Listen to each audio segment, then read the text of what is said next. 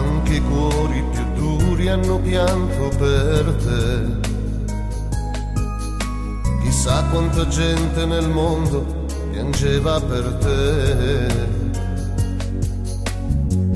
Hai dipinto la pace colorandola di cielo, hai parlato d'amore abbattendo muri e barriere, hai aperto la porta della tua chiesa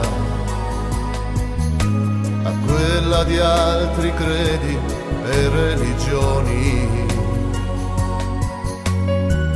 Hai evangelizzato in tutti gli angoli del mondo, hai sconvolto i nostri cuori aprendoli al Vangelo.